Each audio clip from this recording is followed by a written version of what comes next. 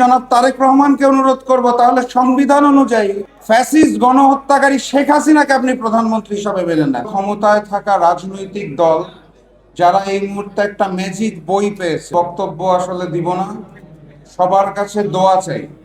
দোয়া চাই কারণ হচ্ছে আমরা এমন একটা বাংলাদেশে এই মুহূর্তে আছি, যেই বাংলাদেশের রাষ্ট্রীয় ক্ষমতায় থাকা রাজনৈতিক দল যারা এই মুহূর্তে একটা ম্যাজিক বই পেয়েছে, ম্যাজিক বইটার নাম হচ্ছে সংবিধান।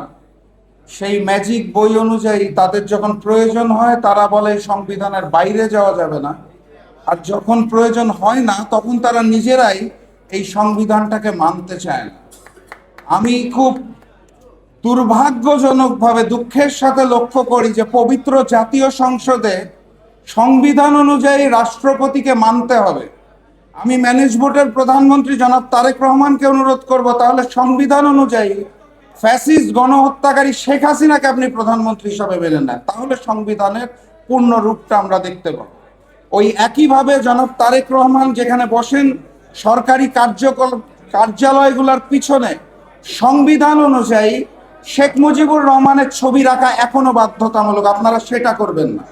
অর্থাৎ যেটা বলতে চাইছি সেটা হচ্ছে সংবিধান নামক ম্যাজিক বই প্রয়োজনে ব্যবহার করব, প্রয়োজন ছাড়া করব না। এরকম একটি মিথ্যাচার এবং মিথ্যার আশ্রয় নিয়ে যদি বিএনপি মনে করে যে জুলাইকে ধারণ না করে সামনের দিকে এগিয়ে যাবে, তাহলে সেই বাংলাদেশ, নতুন বাংলাদেশের যে জনপদ, যেই জনগণ, তারা প্রতিবাদ করবে এবং প্রতিরোধ করবে ইনশাল্লাহ।